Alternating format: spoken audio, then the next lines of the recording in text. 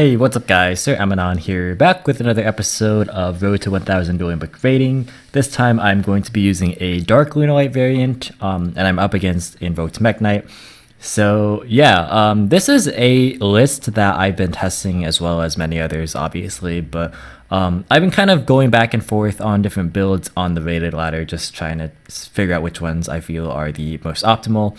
And this one I feel is like kind of in the middle as far as like how I'd rate them so far. So it has very, very strong consistency, but I feel like the boards it puts out just aren't impactful enough. And I think that's the biggest problem that I have with the deck. And you guys will see what I'm talking about as we get into this match here. But yeah, like I said, we're up against Invoked Mekk-Knight, and yeah, let's just go ahead and get into the commentary here. So this is a deck that I will possibly showcase for you guys if you are interested in doing so. In me doing so, I can definitely showcase this list for you guys as well. So we actually go first, and our hand is looking all right. We go ahead and summon Armageddon-Knight, and he immediately goes and uses Psyframe Gear Gamma on it to negate and destroy it. So now it's kind of just up to the rest of my hand to kind of carry its weight, aka the Dangerous Tsuchinoko. Luckily he hits the best card, which is the Martin. So I get to draw, and it's a Zephrys, which is actually really, really good. And I get a search for Serenade Dance as well. So now obviously I have to use Perfume to bring back the Martin, and then use Perfume to discard Serenade Dance to get Tiger, and then use Serenade Dance to get Zephrys out of my hand to summon Check. So we're back to a pretty good position in this game. Here I go for Nyarla just because I'm assuming if he's playing Gamma, he's probably playing other hand traps too. So the Nyarla actually forces out his Nibiru, and I was like, wait, I was kind of like thinking in my head, I was like, wait, did I summon 5? And I was like, oh yeah, I summoned the Armageddon-Knight, so that actually was the 5th monster here. So yeah, he is able to successfully Nibiru me as well. So yeah, pretty unfortunate here, but I luckily still have Zephyros, and I hadn't used Martin yet, and I still have a Tiger left, so it's actually totally okay. So this is kind of what I'm talking about as far as like the boards being a bit underwhelming. So I go ahead and use a Chick to send an Emerald Bird, and then I make a Barricade Board blocker, and then I use Zephyrs because the Winged Beast, so I want to make a Curious, and then I go ahead and bring back the Kaleido Chick. Now this is where like if I was playing maybe an Orcus package, this would be better, and this is why I'm thinking like maybe the Dark build isn't as good as a Orcus build. So I really do think that like the Orcus variant plus or the Pendulum variant are probably up there as the 2 best builds for this deck right now.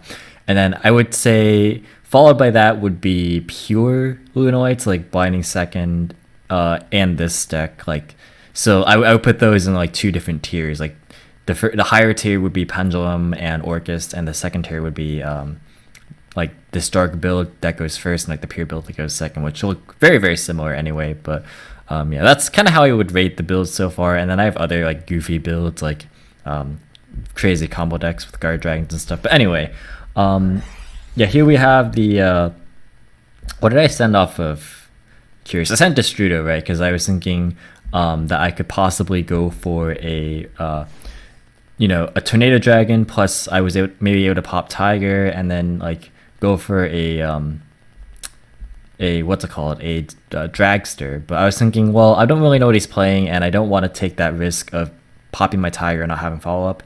So I decide to just go ahead and summon Dweller, which kind of nullifies the whole reason I'm making Curious. So maybe in hindsight I probably should have just made like multiple rank 4s instead, but I don't know. Like, it wasn't a great situation for me. I Dweller him in standby, and he summons Pankratops, and I was like, oh my gosh, like, is my board just gonna get entirely outed?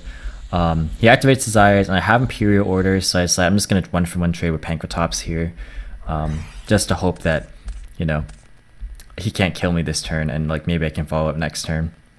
I was kind of disadvantaged to not playing Orcus. This is like, you don't have as much follow-up. But yeah, Tiger's a really, really good card to be able to follow up, but the Orcus cards as well kind of help facilitate that.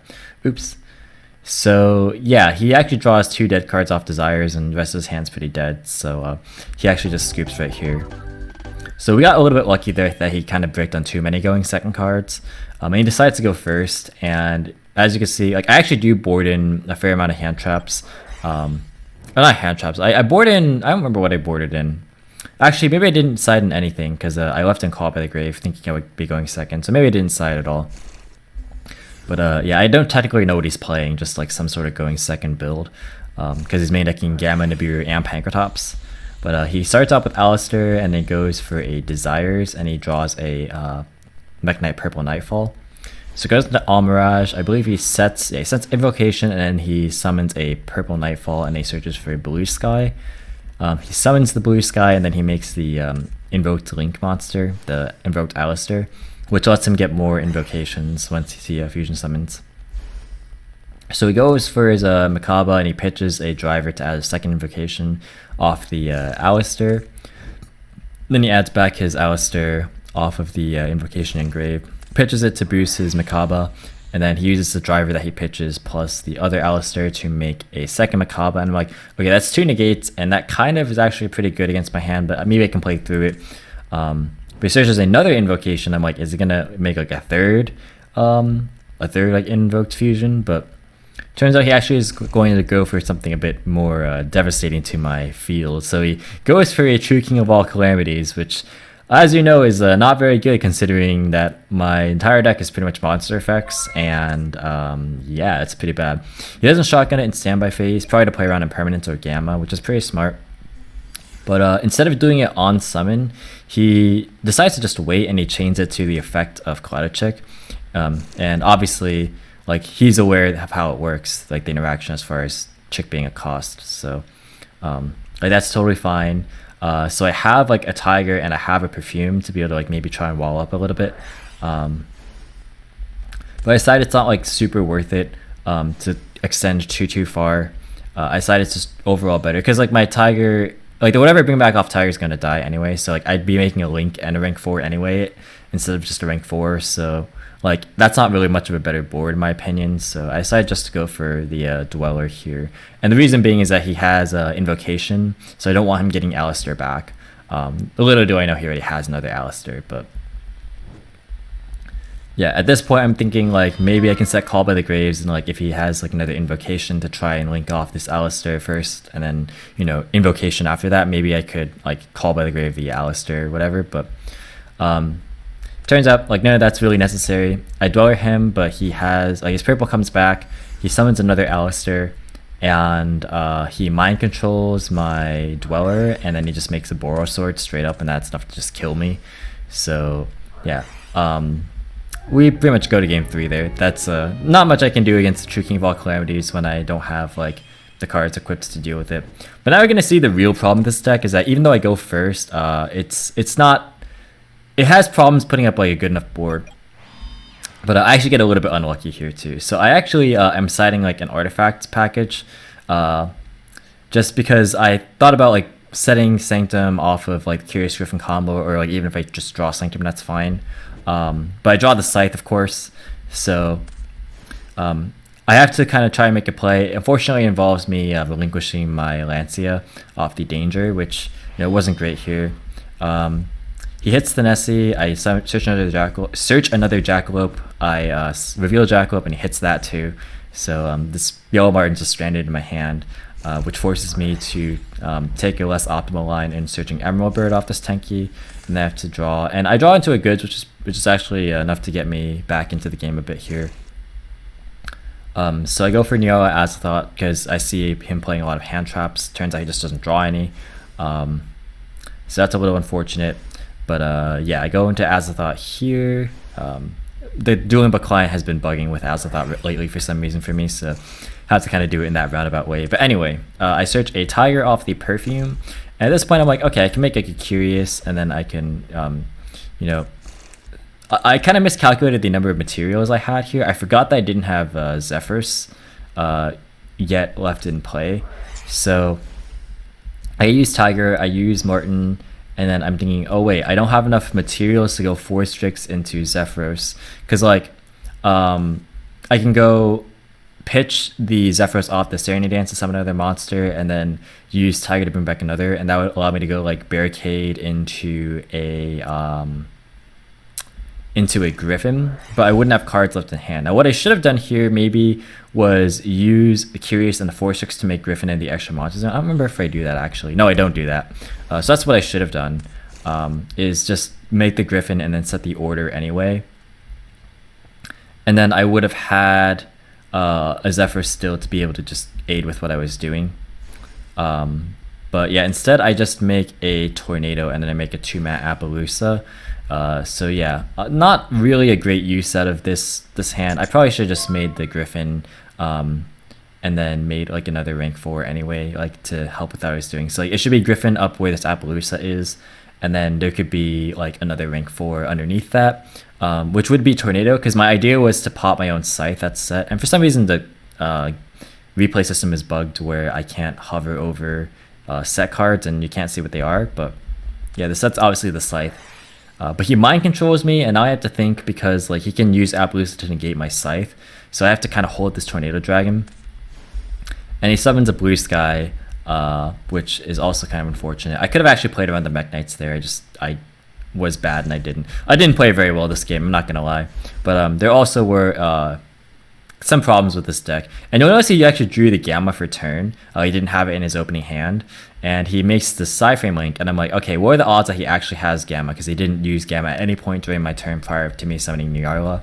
Like, he would have probably Gamma the Nyarla, so I couldn't go to Azathoth if he had it, but he ends up just using it when I go and reveal Scythe, and that was just kind of the unfortunate moment. But it could have been avoided potentially. Like, I could have had Imperial Order as well to like negate his mind control. That way, like, I could like resolve the Tornado Dragon as fast as I could. Like, because the problem was that like I didn't want to use Tornado Dragon shotgun because I knew he played Gamma. Like, I didn't want to shotgun it because like if he had no monsters, he could like Gamma me or Impermanence the Scythe or whatever. So it was fine to hold on to it, but it happens that the first card that he played was Mind Control, so that like messed everything up. And me summoning Appaloosa, they actually came to backfire. So definitely some mistakes in the way that I decided to approach the board, I feel. But I think that just generally this deck isn't as strong as like if I would have just incorporate like an Orcust portion. So that's why I think the Orcust build is still stronger than this one. Even though I think that a lot of the deck building components are largely the same, I just think that generally speaking, it's not as good as like if I were to just play Orcusts in this deck instead. So yeah, we end up losing this one, and a lot of it is due to my own fault. I didn't play very well, and it's not a very good showcase of the deck. But I still do think again that the deck isn't as superior as like the Orcust build. And I apologize that my commentary is a little bit off. I am a bit tired here, but regardless, yeah, that's gonna be it. I will be showcasing like a list if you guys want to see it. Just be sure to let me know in the comment section down below. But yeah, that's gonna do it for this video. Definitely, you know, not the greatest display of my gameplay here. I did not play very well. I'm not very proud of the way I play this game, but you have some bad games and you just learn from your misplays, and that's basically all you can do about it. So thanks guys for watching this video anyway. I do showcase my losses even though I'm not proud of them, but I think it's important to learn from them and to use them as a tool to be able to grow and progress in the future, so that you guys can learn from my misplays as well as me learning from my own misplays. So that's why I am not afraid to showcase my losses. I think they're very important.